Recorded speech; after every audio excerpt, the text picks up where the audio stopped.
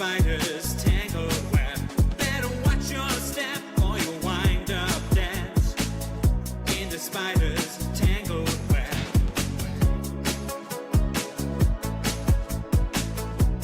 Hello there, and welcome to episode 2 of Weave Your Web Revived. Thank you for welcoming me back. Thank you for welcoming the show back. Thank you to those of you who have listened to episode 1 of the Revived series, and thank you if you've been listening to the the Unleashed from the Vault episodes of the previous version of Weave Your Web. And big thumbs up and extra thank you if you've been one of the people who has been interacting with those episodes.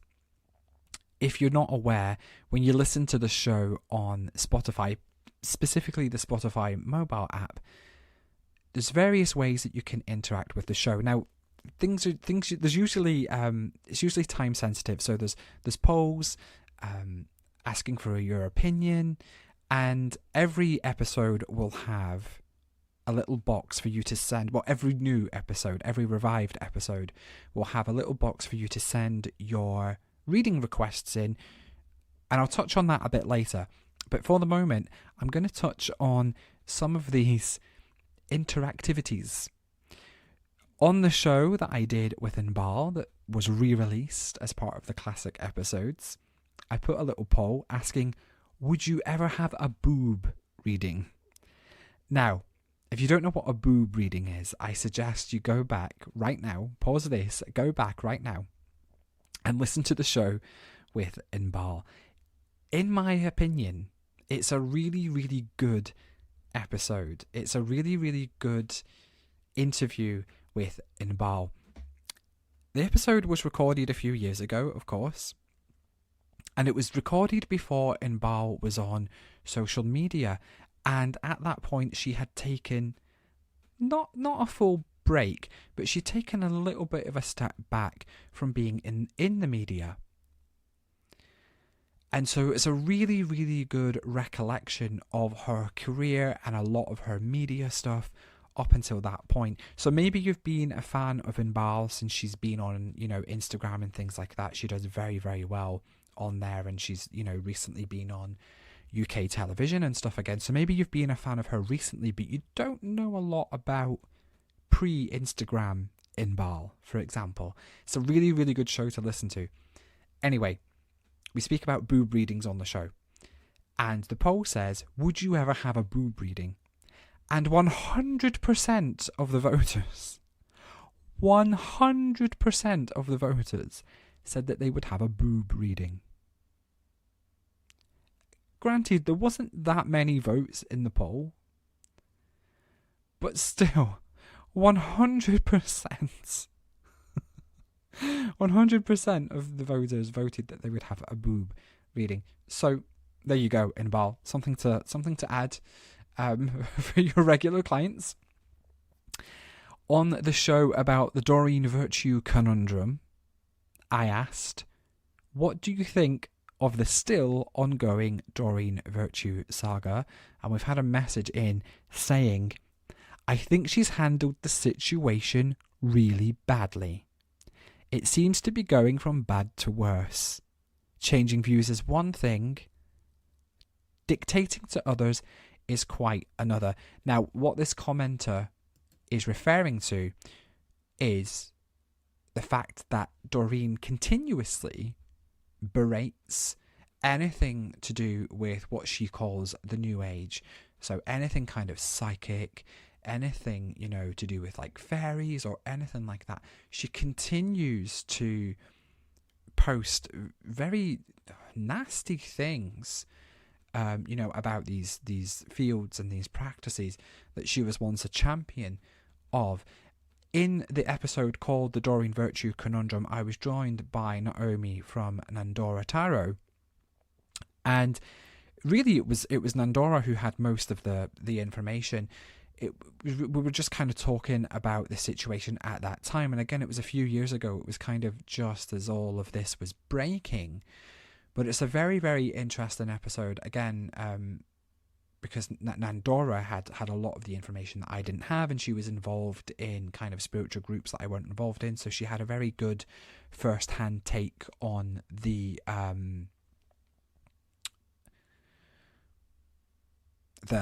what's the word? She had a very good first-hand take on the impact, there we go, of what was going on. And on Red Hawk's show, there was a poll that said, do you like when a psychic uses cards? 100% of people said yes. On the show with Melanie Mitchell, I asked, which card system do you prefer, Tarot or Lenormand? And 100% of voters voted for Lenormand. And again, there's not that many votes on these polls. But again, that's quite interesting. It's quite interesting that 100% of the people voted for Lenormand. And I find that that's quite it's a system that you don't actually hear much about these days. You know, it's kind of, I don't want to say like it's underutilized, but you just don't hear that much about the Lenormand system. So that's very, very interesting. Very, very interesting. I'm going to have to maybe go to the basement and get some Lenormand cards out. And on the show with Res Miranda, which was technically not a Weave Your Web show, I was being very, very cheeky. I wanted to do something a little bit special for Halloween, and I had recorded a video show with Res Miranda it was supposed to be a serious, but it ended up being a one-off, and it's quite funny. If you haven't watched that yet, you can watch that on Spotify, or you can just listen to it anywhere else, you know, that you listen to the podcast. But if you want to watch it, watching it is a real treat, I have to say. You can watch it on Spotify. And I asked a question. What did I ask? Oh, what's your experience with online readings was the question that I asked. And we had a lovely message in from someone calling themselves MK. Online readings connect to psychics whom otherwise in person wouldn't have been possible to reach out. I feel online reading is a platform to connect to the world without travelling. Little smiley face. Sometimes best. It's a very, very interesting point, I think, because I think for a lot of people, if there wasn't online psychic readings, you know, readings and coaching and other things wouldn't be accessible at all. And of course, not everybody's able to travel. People need to do things secretly for different reasons. So I think that's a really, really good point. Thank you for that, MK. So yeah, that was a chunk of the interaction that's come in through those classic episodes. So thank you again if you did interact, if you voted in the polls, if you sent in a message. Thanks very much. It's really, really nice to hear from you. And I got some people coming in touch with me. That was very badly worded. Some of you got in touch with me after episode 1 to let me know that you really enjoyed the episode. Thank you very much. And that you really liked it when I was talking about the psychic scams. It seemed to be a more hot/important subject than I kind of was anticipating. So thank you very, very much for that. And I am going to talk about another scam in a second. And again, I have spoken about this particular scam previously, perhaps on the previous Weave Your Web even. But I want to talk about this scam, and this happens particularly on psychic platforms. So not necessarily so much on social media. So if you're not on like specific psychic platforms, you probably don't need to worry about this too much. And it's the type of psychic platforms where the reader can contact you. I say reader, where the person working there can contact you. Usually after you've contacted them for some reason. So some platforms you can message the psychic first and say, hello, how are you? How do you do readings? Or sometimes you know they can contact you after you've had a reading with them. So maybe you've had a reading with them first and they seem okay. They've been on their best behavior. They've given you a reading that you feel is, good or adequate or passable or whatever it might be. Or maybe it was poor even. But if it was passable, if it was adequate or good, then them getting in touch with you and saying something like, you have a curse on you. There's really bad energy around you.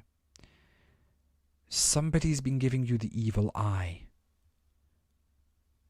Words to those effects. You're probably more likely to believe it if they've been on their best behaviour the first time around, or if in your initial interaction with them, they've seemed nice. But here's where the scam comes in. They will ask you for a huge amount of money, hundreds of dollars, thousands of dollars, smaller amounts, but in repeated incidents and increments, and then the price often goes up. But the goal is really to extort as much money out of you as possible to, air quotes, remove this curse, remove this negative energy, remove this evil eye, remove this whatever it is. This is a scam. Okay? I'm not saying that negative energy isn't real. I'm not saying that curses aren't real. That's not for me to say. But the chance of a random person walking around, minding their own business, having curses and whatnot put on them is basically zero. Okay? Usually any kind of energy cleaning that we need doing, it's usually stuff that we've done to ourselves, to be perfectly honest. And a really good healer or Reiki person or someone who knows how to clean energy in some way, they're not going to be hounding you for money after money after money to clear it. They'll probably just do it without even telling you. To be honest, in a reading, they'll probably just give your aura a little wipe, because we all pick up a little bit of dust here and there. But look, nobody's putting a curse on you. Nobody's directly putting a curse on you unless you're Buffy the Vampire Slayer. I nearly said Buffy the Vampire the Slayer. But unless you're Buffy, or in Charmed, or maybe a Power Ranger or something like that, look, nobody's actively putting curses on you. They're really, really not. And like I say, even if there was some dust there, I'm just because we all collect a little bit of dust, a reader or a healer is just going to clear it as part of the reading that they're doing, or whatever it is. So please do not give these people your money when they do this. And they often say things as well like, this is why your boyfriend's not texting you back.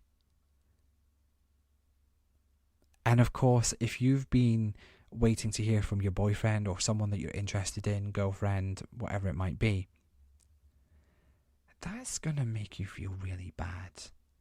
That's going to make you feel really, really bad. And you would feel inclined to give them money to clear that, so that this person that you're interested in would get in touch with you. But it's not why they're not getting in touch with you. I promise. But yeah, so be very, very careful when you're on psychic platforms where you're interacting, DMing with the readers, and they do this kind of thing. Just block them, report them if there's a way to report them. Let other people know that the readers are doing this. Block them. Did I say block them already? I think I did. And like I say, this particular scam doesn't happen on social media and stuff as much, but it does still happen on there. And again, block, delete, report. I'll be back in a few seconds. We're going to take a quick break.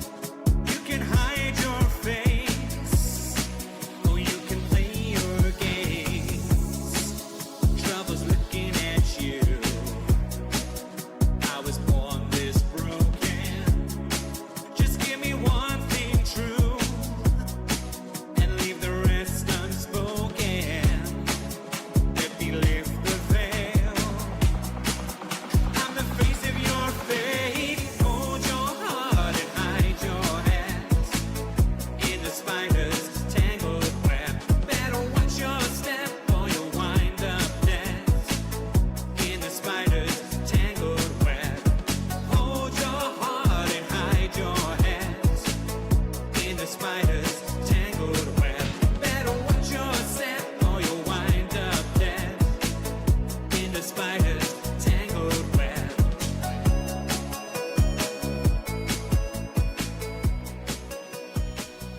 Welcome back to Weave Your Web Revived, episode 2. That revived feels all too important. But welcome back. Now, I'm going to read a psychic news story. And this episode's story comes from Staffordshire Live. Hey, Staffordshire. The headline reads, "Psychic called in to clear spirits out of Burton Hair Salon. Ian Griffiths said the spirits wanted to cross over, but couldn't." A psychic claims to have cleared a Burton hairdressing salon of spirits who were trapped in the building. Ian Griffiths went to the lockup on Station Street in Burton after the current occupiers reported hearing voices and footsteps and seeing objects mysteriously fall on the floor. Ooh, it's giving me chills. It's giving me chills. Ian, 56, who says he's been a medium for 27 years, was invited to the salon by owner Lisa. He said, "They messaged me after seeing an article about me in the newspaper. I went upstairs and along a long corridor. Okay. And then I saw at the end of the corridor an old female spirit standing there. She grinned at me, then disappeared. Some don't like it when you can see them. I sat down and had a coffee. Good, coffee's nice. And then I saw an older man. Ian says he talked to the man and was informed that he and his wife were the former owners of a shop that had previously been on the site." Ian added, "They said they wanted to go. There is a room at the end of the corridor that had a lot of negative energy. I think someone had tried to clear it before, but they had left something open." I'm doing a shaky, skeptical hand. If someone doesn't do it properly, they can let things in. Can they, Ian? He added that the owners of the hairdressers had said the room didn't feel right. So Ian says he blessed it and cleared it, closing the door that was left open. He claims he also crossed the two spirits over to the other side. He added, "It was quite active. I could feel it." Well, I'm glad that he cleared the spirits out of the hairdresser in Burton there, the hairdressing salon. I'm glad that he helped them to cross over. I am a little skeptical about some of this story, I have to say. And I know that might be a bit strange to hear a psychic saying that they're skeptical about stuff, but I am actually quite skeptical. And there's a few bits of this I'm like, really, Ian? Really? But it's a nice little story anyway. It's nice to see psychics featured in the press in a positive light. So thank you very much for that, Staffordshire Live. Thank you very much indeed, Ian, for clearing out the hair salon of the spirits and negative energy. Now, I'm going to answer a couple of questions that came in to get a free, very mini reading on the show. If you would like to do that, if you're on the Spotify mobile app, there should be a box that will let you send your question in directly. That comes directly to me. Otherwise, you can go to torjamesfaulkner.com.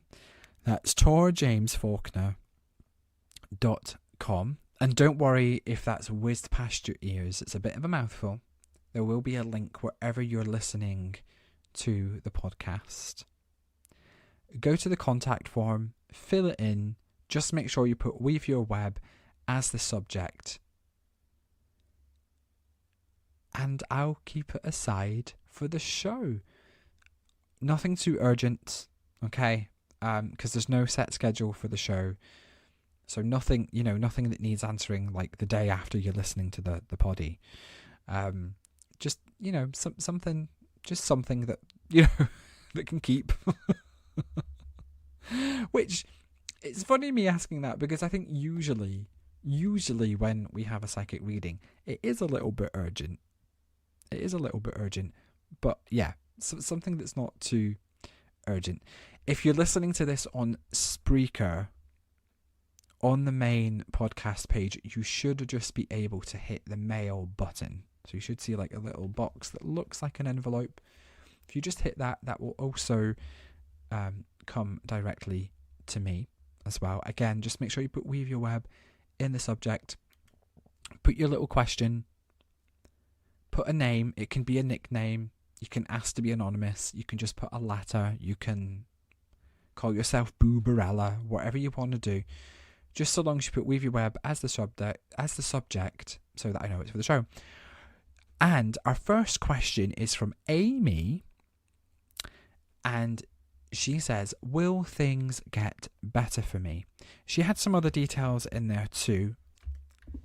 I decided to omit those. Amy will know who she is. Will things get better for me, for Amy? I'm shuffling the cards. You can probably hear me shuffling. I do apologise. It's not always a nice sound. I'm using really big cards today as well, and they're a little bit big for my hands, honestly, for this kind of shuffling. And I don't really go into the cards when giving readings.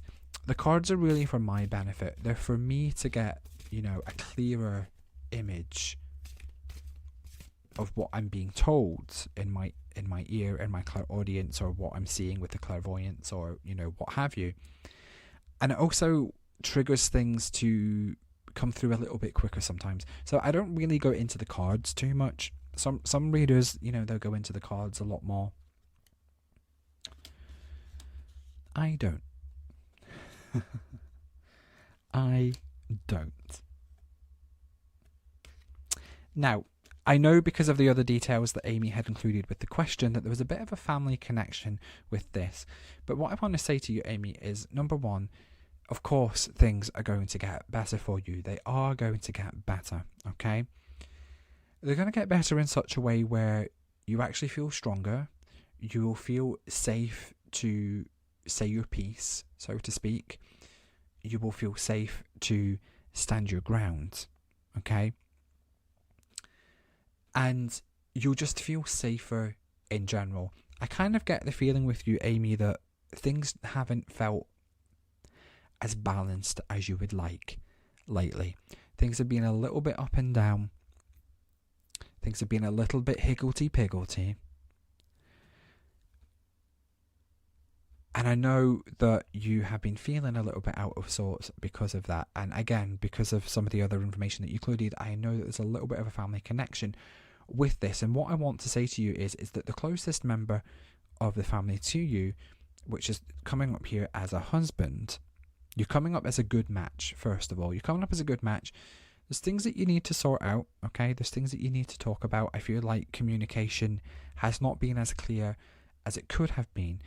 But funnily enough, I feel like when we go into the next Mercury retrograde, which I believe starts on December the 13th of 2023, assuming you're listening to this, at time of release, that actually brings around better communication. It can often have the opposite effect, can't it?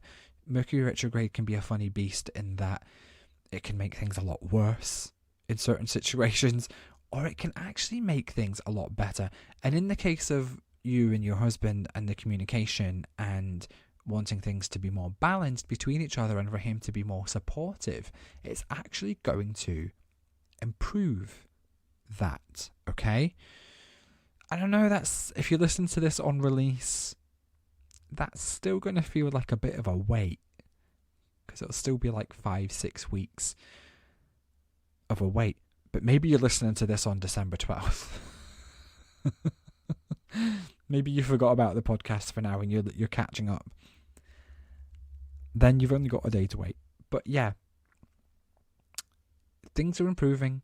Things are going to be more balanced. You and your husband are coming up here as a good match, a strong match, and he will be more supportive.